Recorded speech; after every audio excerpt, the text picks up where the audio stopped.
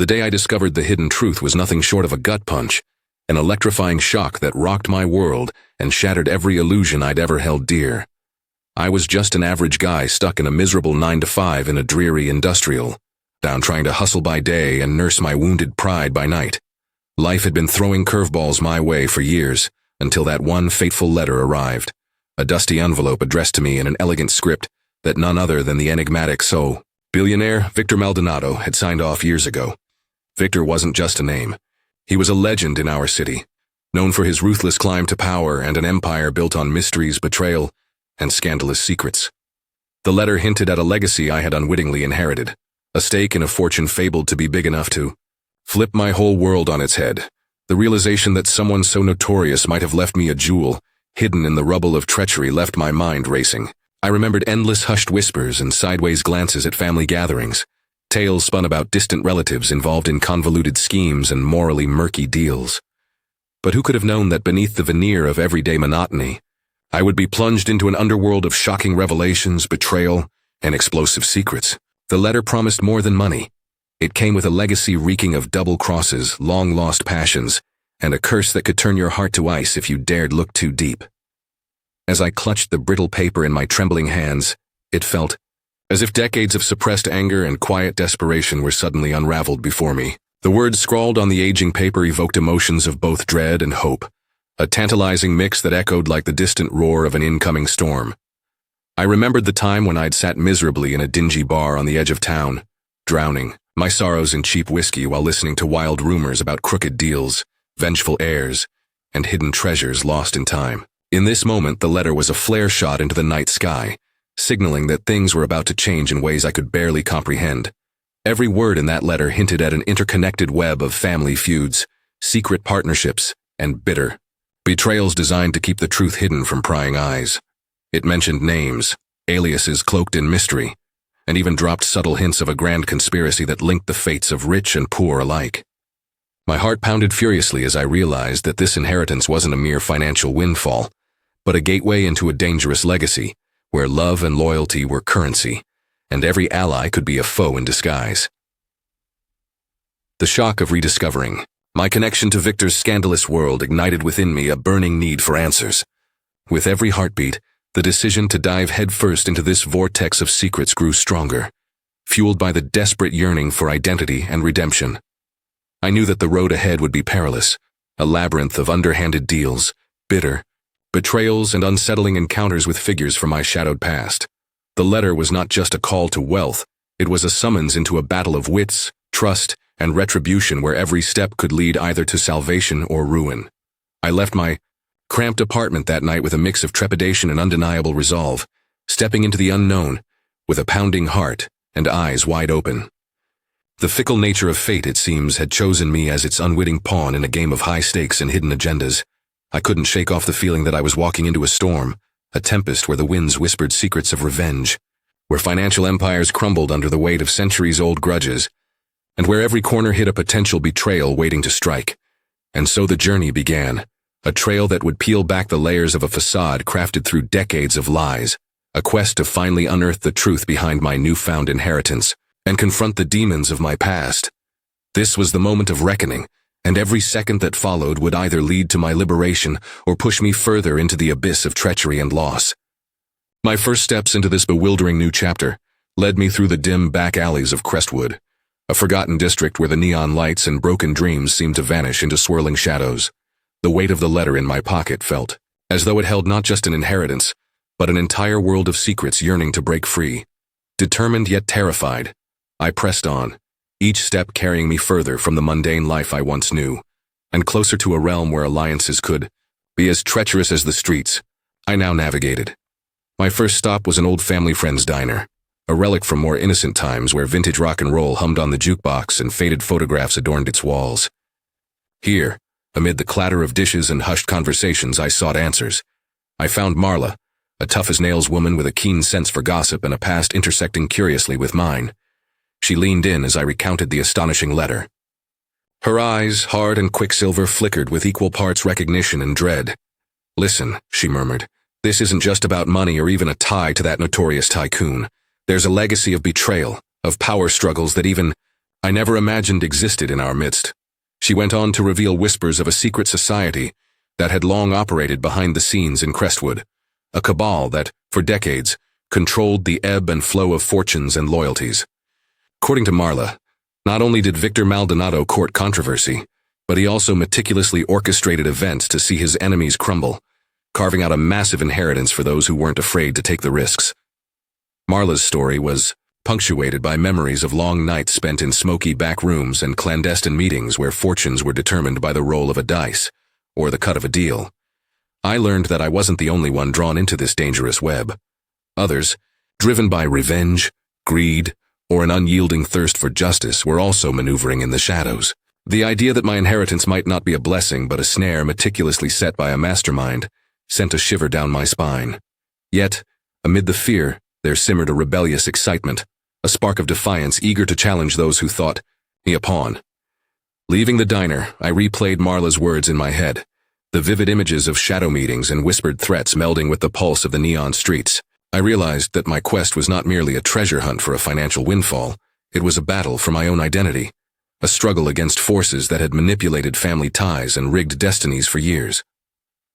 Each step I took deep into Crestwood's underbelly seemed to echo the heartbeat of a forgotten time, when loyalties were ironclad, and betrayal was a currency traded freely. The next clue beckoned me to a decaying mansion at the edge of town, reputedly once belonging to a disgraced scion of the Maldonado Empire. Rumors had long circulated that his passing was not due to natural causes, but a carefully orchestrated murder, a murder that had set off a chain reaction of vengeance and despair. With nothing but determination and a few scraps of information, painstakingly gathered from Marla and other local informants, I approached the mansion under the ghostly glow of a half-lit moon. The mansion's facade was draped in ivy and sorrow, its windows like empty eyes witnessing decades of secrets and ceaseless regret. In that haunting silence, I dared to knock on a long-forgotten door, half expecting a specter of the past to greet me. Instead, the creak of the door and its subsequent slow opening drew me into a world where every dust-laden artifact and faded portrait seemed to whisper old grievances and unspoken accusations. I discovered a lopsided study cluttered with yellowed papers and cryptic ledgers that chronicled the twisted fortunes of a family steeped in betrayal. Among these relics, a faded photograph caught my attention. A smiling figure with eyes that betrayed a lifetime of remorse.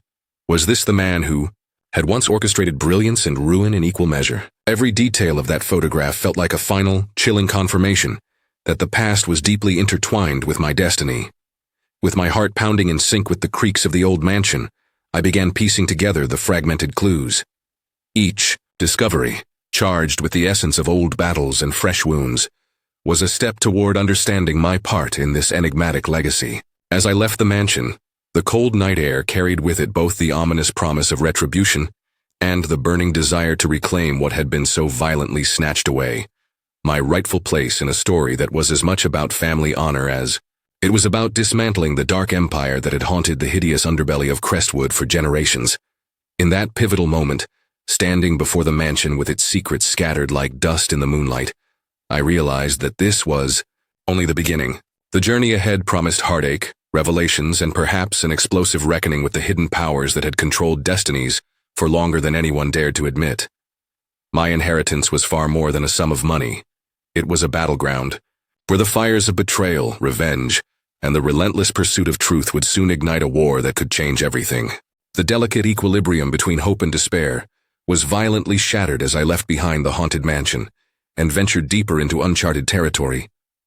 Every step I took felt like a descent into a vortex where trust was a luxury and memories, both cherished and cursed, served as the only guiding light. An intense blend of anticipation and trepidation pulsed through my veins as I navigated narrow backstreets and underground alleys, each murmur of the wind echoing warnings of an imminent showdown with those who'd once thought themselves untouchable. It wasn't long before I encountered the first concrete sign that I was no longer just a lost soul, chasing a mysterious inheritance. I was now a marked man in a deadly game of power, secrets, and vengeance. I found refuge for the night at a battered old motel on the outskirts of Crestwood, a place where time seemed to have been suspended by decades of neglect and bitter memories. In the sterile glow of a flickering neon sign, I met Calvin, a wiry and enigmatic drifter with a murmur that hinted at secrets too dangerous for the light of day. Over a cup of lukewarm coffee in the grimy break room, he confided in me about the notorious underground network that had long been the silent puppet master behind the city's savage financial intrigues. According to Calvin, this network was not just a faceless syndicate. It was a brotherhood forged from treacherous alliances, red-handed betrayals, and an undercurrent of gold-soaked promises that bound them together through blood and past transgressions. Calvin's words were a hammer to my already fragile resolve. Every detail he shared built a mosaic of dark ambitions etched on the faces of those who once lived in the lap of wealth and disbelief. He mentioned a secret rendezvous scheduled at the abandoned railway station, a forgotten relic where whispered exchanges shaped destinies and clandestine meetings often ended in gunfire. With his eyes glinting with a mixture of caution and challenge, he pressed a folded map into my hand. "There's more to your inheritance than meets the eye," he whispered, his voice low and conspiratorial. "And if you dare to embrace this path, understand that every ally might wear the mask of a traitor." The revelation struck a chord deep within me, an unmistakable resonance of truth and the dreadful certainty that no stone could be left unturned. In this quest for answers, that night, as I lay awake on a stained mattress listening to the constant hum of a broken neon sign, my mind raced with images of shadowy figures and ticking clocks. The mansion, the diner, Calvin's dire warnings, all merged into one relentless narrative of corruption, betrayal, and unyielding ambition. It was as if the ghosts of a forgotten past were urging me to prepare for a war of attrition, where emotional scars would be traded like currency, and every betrayal a stepping stone to further ruin or, perhaps, redemption. Morning brought a brittle resolve as I set off towards the abandoned railway station. The journey was surreal, a mixture of urban decay and pockets of hidden beauty where nature attempted to reclaim territory from man's ambitious grasp. The once bustling station now lay silent, a mausoleum of rusted tracks and crumbling platforms, its oppressive air thick with the residue of broken dreams. Under the pallid light of an overcast sky, I approached cautiously, each step measured and deliberate, as if the very ground beneath me could betray the secrets I sought. Inside, the cavernous hallways of the station were eerily quiet. I could almost hear the echoes of footsteps long past, reverberating through the abandoned corridors, like the distant cries of a tormented past. The map Calvin had given me pointed towards a sealed room at the end of a narrow corridor, a room that, as the legends went, once hosted clandestine meetings where the fate of fortunes was decided over whispered confidences and the clink of expensive liquor. Heart-pounding, I pushed aside the tattered remnants of old curtains and crept inside. What I found was both astonishing and terrifying. Scattered documents, faded photographs, and a ledger so heavy with secrets that its pages seemed to weep with the sorrow of lost lives. Amid the scattered paper, a handwritten note stood out, a desperate cry from someone who had once been entangled in this web of treachery. The note hinted at a betrayal so profound, it shattered countless lives and ignited a vendetta that outlived the crumbling walls of the station. My pulse quickened as I read the trembling scrawl, each word painting a picture of sinister plots, crooked deals, and a legacy tainted by treason. Standing in that forlorn room, grappling with revelations that threatened to overwhelm my senses, I realized that every step I'd taken had led me into a labyrinth of lies where redemption and ruin were two sides of the same coin.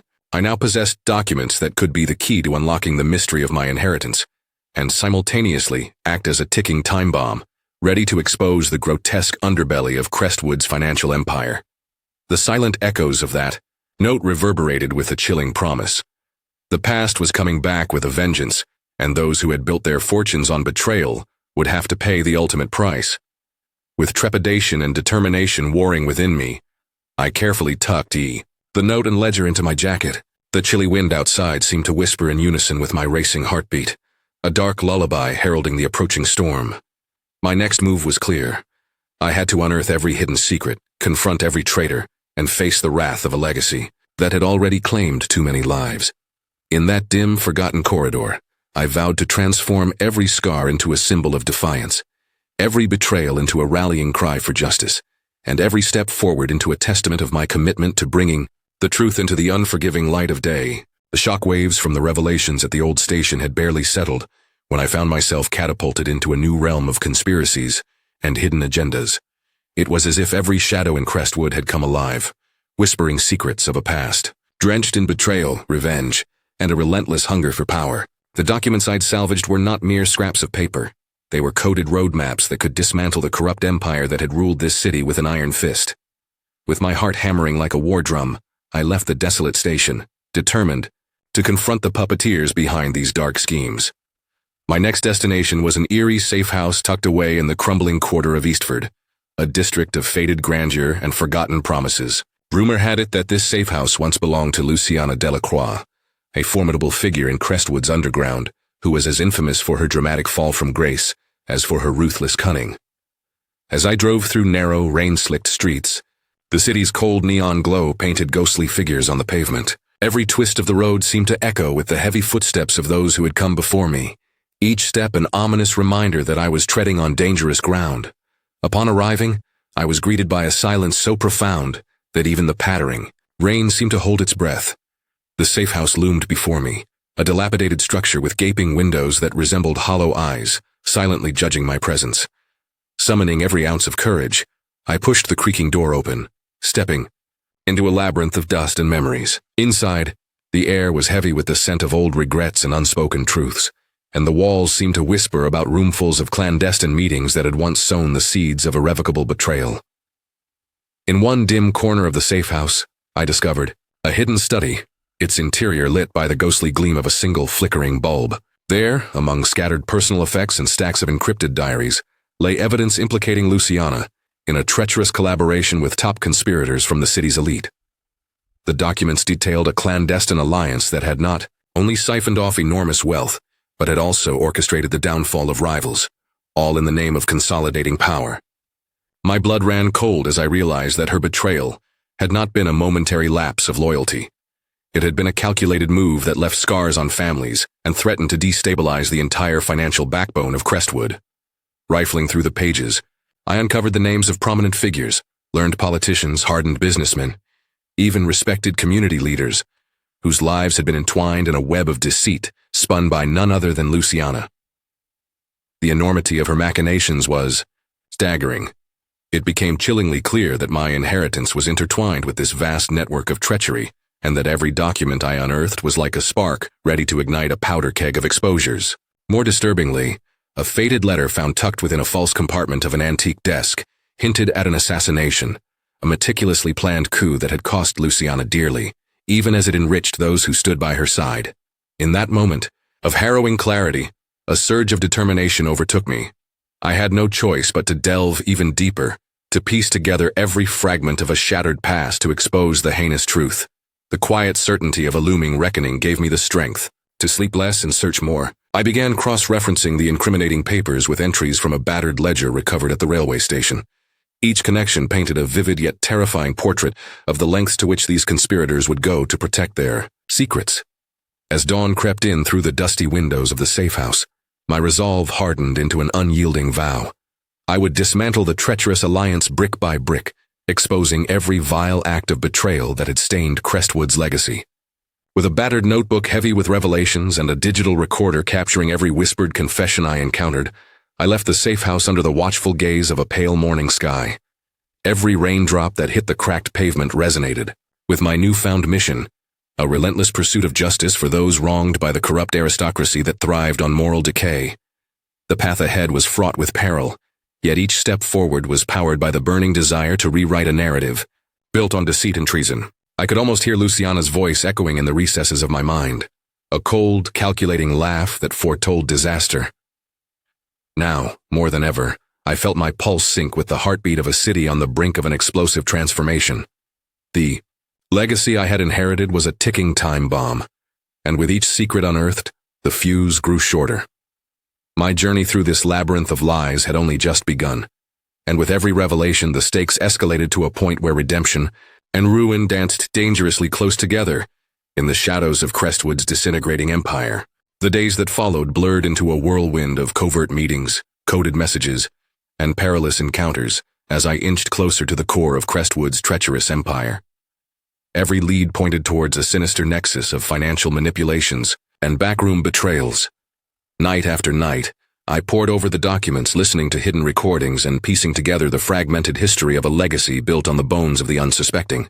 The deeper I delved, the more I realized that my inheritance was less a gift and more a curse, a double-edged sword poised to slice through the fragile veil that separated truth from deception.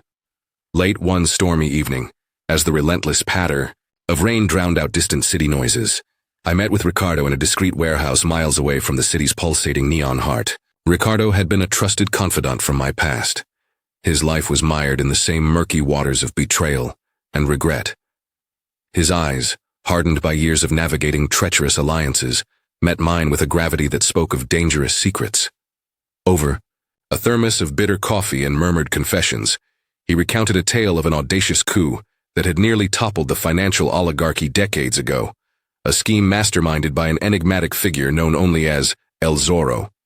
According to Ricardo, El Zorro had been Victor Maldonado's shadow, the one who pulled strings from the deep, ensuring that every secret deal and every heinous betrayal was meticulously orchestrated for his own enigmatic ends. Ricardo's revelations triggered a maelstrom of emotions in me: anger at the exploitation of innocent lives, sorrow for those left shattered by the quest for greedy power, and a burning desire for retribution. As he spoke, he unfurled a weathered blueprint, a map detailing clandestine meeting spots, safe houses, and encrypted communication channels that the Shadow Cabal had used to operate under the cloak of anonymity. The map was a lifeline and a warning all at once. It showed me where the key players gathered, their identities cloaked behind layers of corruption and fear, and where the next explosive revelation might be waiting to surface. Determined to keep moving forward, I set my sights on an underground rendezvous at an abandoned warehouse near the outskirts of Crestwood, a known meeting place where the resistance against the corrupt elite had once gathered in hushed tones. With Ricardo's map tucked securely in my pocket, I navigated the rain-soaked streets, my mind racing with the implications of his story. Each puddle reflected a fractured image of the past, reminding me that the price of truth was often paid in blood and broken dreams. Inside the dim, cavernous warehouse, the air was thick with anticipation and the metallic scent of rust. Shadows danced on the walls as a small group of individuals, each bearing the marks of their own battles against the city's tyranny, convened in secret. Among them was Verena, a steely-eyed former investigative journalist who'd risked everything to pull back the veil of corruption. Her voice was low yet commanding as she introduced herself, recounting a series of damning exposés on the financial empire that had cost lives and fortunes alike. She shared her own trove of evidence, audio tapes, financial ledgers, and confidential memos that painted a portrait of a network where betrayal was systematic, and morality had long been discarded. The meeting's intensity was palpable. In that cramped, creaking space, we fashioned a plan to expose the intricate web of lies once and for all. Every tick of the clock seemed to amplify the stakes. We were racing against time, against the remnants of an omnipresent enemy determined to silence the truth permanently. Verena's eyes narrowed as she outlined our next move: a coordinated strike to intercept a covert transaction scheduled to take place in a disused bank vault at the heart of Crestwood's business district. That transaction, as she explained, was rumored to be the final piece of evidence required to implode the financial syndicate from within. The weight of our collective determination pressed down on me like a tangible force. Here we were, disparate souls united by shared betrayal and a common hope for justice, ready to confront a legacy that had cost too many lives. I felt the echo of every wronged heart and every shattered dream fueling my resolve. The plan was risky, riddled with uncertainties and the ever-looming threat of treachery from unseen quarters, yet it was a risk we were prepared to take. With our objectives clear and our spirits united, we vowed that the coming days would mark the beginning of the end for a corrupt empire built on centuries of deceit. In that moment, under the flickering warehouse lights, the seeds of retribution were sown, and the path ahead, though dark and fraught with danger, glowed with the fierce radiance of a long-awaited reckoning. What followed was a crescendo of events so intense that the very fabric of Crestwood trembled beneath the weight of its own lies. With the blueprints of corruption and whispers of betrayal clutched in our hands, we set our plan in motion. The target was a disused bank vault, a relic in the heart of the city's business district that, unbeknownst to its daytime patrons, housed the final damning evidence to expose the entire underground cabal. As my allies and I converged on the location, each step forward felt like a countdown to a cataclysm that could either shatter this empire of deceit or condemn us all to eternal silence. Under the cloak of a midnight sky, our small band of conspirators moved like shadows through the labyrinthine backstreets. The sound of our footsteps, synchronized with the pounding rhythm of our hearts, filled the silence with a promise of impending liberation. Verina's eyes, sharp and vigilant, darted from one dark corner to another as we approached the bank. Ricardo, always the strategist, reviewed the blueprint one last time, his weathered fingers tracing the path that led to the vault. The anticipation was tangible. We all understood the gravity of what we were about to do. Expose decades of illicit fortune, betrayal, and betrayal that had left scars on the soul of our city. Inside the bank, the air was thick with the residue of time and secrecy. We split into two teams. I led the team on the vault front while Verina's group secured the perimeter, ensuring that our every move remained invisible in the labyrinth of corridors. The vault door loomed like the final barrier between us and the truth. With a deep breath, I carefully executed the plan that had been hammered out in whispered conversations and feverish midnight meetings. The vault's lock clicked open, echoing through the near-empty building like a proclamation that the taboo was about to be shattered. The air vibrated with tension as I slowly swung open the heavy door, and what I saw inside made my blood run cold. A room bursting with files, tapes, and financial ledgers, the very evidence that would ignite the downfall of Crestwood's clandestine kingpins.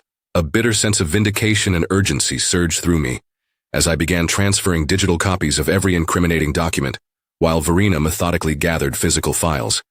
The hum of our hurried work was punctuated by the distant sound of approaching footsteps, an unwelcome interruption that signaled our adversaries had sensed our presence. In that split second of realization, the room seemed to ignite with a palpable energy, as if the decades of hidden malice contained within those files had awakened to reclaim what was rightfully theirs. The hasty sound of shouts echoed off the walls, and within seconds chaos erupted. Alarmed, adversaries burst into the corridor, their faces masked by the fury of a system built on treachery. Time seemed to slow as we fortified our positions. In a heartbeat, the confrontation escalated into a full-scale standoff. Voices clashed with the crackle of intercoms, and the sharp snap of gunfire reverberated against stone and steel. Amid the pandemonium, I felt the weight of every misdeed. In Crestwood, the wronged, the betrayed, and the ruined pulsating through my veins. Every explosive moment brought me closer to a reckoning that promised to expose the rot at the Empire's core. I could feel the pulse of the city itself quicken, as if every heartbeat of the forgotten souls was converging into this final battle for truth. Standing at the epicenter of this maelstrom, I realized that the inheritance I had once deemed a curse was now the catalyst for a revolution, a truth bomb that would shatter the shackles of corruption once and for all. In a climactic surge of determination, I grabbed the now fully digitized evidence and issued a final command over our secure channel, a plea for reinforcements and a warning for all those who had hidden their sins in the shadows. Just as the enemy braced for our retaliation, the broadcast went live across every major network, and the hidden history of Crestwood's betrayal spilled out into the public domain like a tidal wave. The city exploded with outrage, fury, and a unified call for justice. Sirens wailed in the distance as law enforcement swooped in, and the once unassailable empire of deceit began to crumble around us. In that unforgettable, explosive moment, every secret revealed, every betrayal uncovered, and every tear shed in silent despair coalesced into one resounding declaration. Truth, once unleashed, is an unstoppable force. As the dust settled and the echoes of chaos faded into a new dawn, I stood amid the ruins of the old order, my heart heavy yet buoyed by hope. The journey had transformed from a desperate bid for personal redemption to a crusade for collective salvation, a testament to the indomitable power of truth. Crestwood would never be the same, for the scars of its past would now serve as the blueprint for a future built on justice and genuine reconciliation. And as I watched the city rise from the ashes of its darkest secrets, I couldn't help but smile at the thought that, sometimes, the most explosive endings are the precursors to a rebirth that transcends even the deepest betrayals. That's the end of today's story. Did things turn out the way you thought, or were there some surprises along the way? Share your thoughts in the comments. I'd love to hear what you think. If you enjoyed this journey, don't forget to hit the like button. And if you haven't joined the community yet, now's the perfect time. Subscribe and turn on notifications so you're always the first to catch new stories. Thanks for watching, and I'll see you in the next adventure.